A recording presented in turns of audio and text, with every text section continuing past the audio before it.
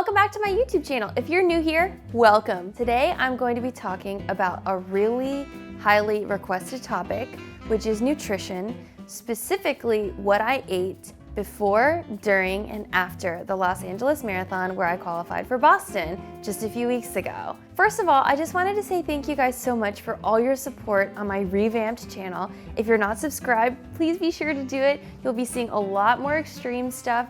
I'm taking requests on what you want to see. And also thank you for your support specifically on my marathon journey. If you have not seen that video, I've also linked to it below where you can see the whole thing.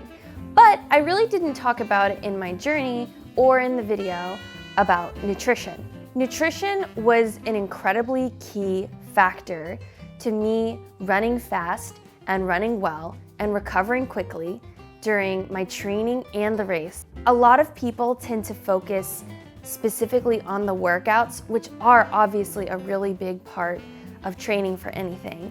But I think that nutrition is equally as important as your training program. And in fact, they go hand in hand. If you're not eating right when you're training, then your body isn't going to be recovering fast enough, you're not going to be building muscle, and you're not going to be going as quickly towards your goals as you want to. So the basics of the diet were the following: no gluten, no dairy, no dessert.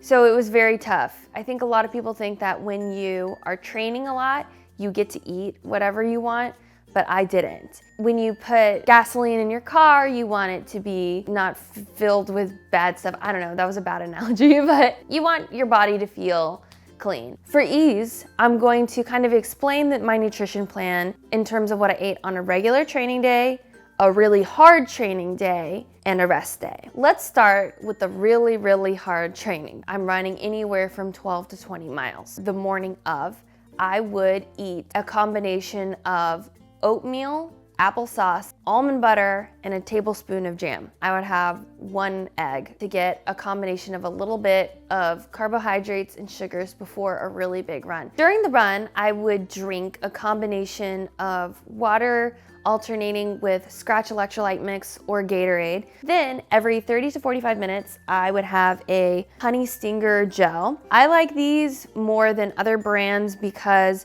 they're all natural, they're made with honey. Other stuff has like stuff you can't pronounce in it. Then after the run, I would have a combination of a protein shake with the Scratch recovery mix in it. And when I got home, I would have a fruit and a handful of nuts. You wanna have a fat, a sugar, and protein all together right after your workout. Then about an hour later, it was lunchtime, and I would have a grilled chicken breast with a bunch of vegetables, maybe a quarter or half cup of rice. Protein, vegetable, carbohydrate after a workout. My snacks were basically consisting of nuts, fruits, vegetables.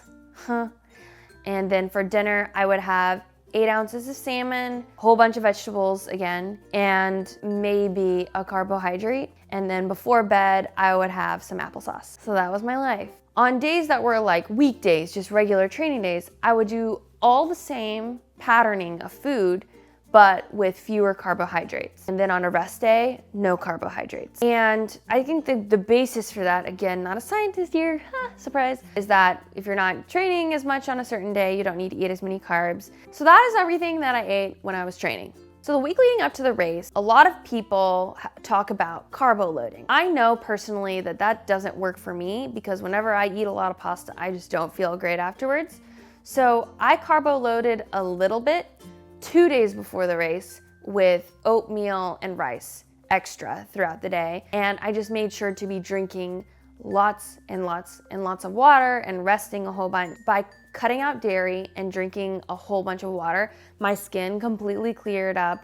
I felt faster. It was easier for me to stretch because my muscles were hydrated. The morning of the race, I had another mash, which is the shredded wheat, applesauce, jam, almond butter. I had 2 eggs. And then before the race, I had a cup of apple juice with this Beat Elite. A lot of endurance athletes use this, and it's meant to give you a lot of energy. And I also took sports legs, which are these pills. It sounds so crazy. but I opened the capsule and poured the powder in my drink, mixed it with the beet elite and the apple juice. This particular pill provides lactate, which is your body's natural muscle fuel to support optimal lactate energy function, which basically means, when you're running a lot, your muscles start to build up lactic acid and burn, and this takes away that lactic acid. So I took 2 of those and the beet elite and the apple juice right before I race. During the race, I had a total of 5 honey stinger gels, alternating every 30, 40 minutes. I did end up having a few bites of honey stinger waffles. I don't have any with me to show you, but they're basically these really light sugar carbohydrate waffles that are really tasty actually. And I just had a couple bites of those throughout the race. And then after the race, I immediately had a protein shake, ate my lunch, and had a big old thing of ice cream.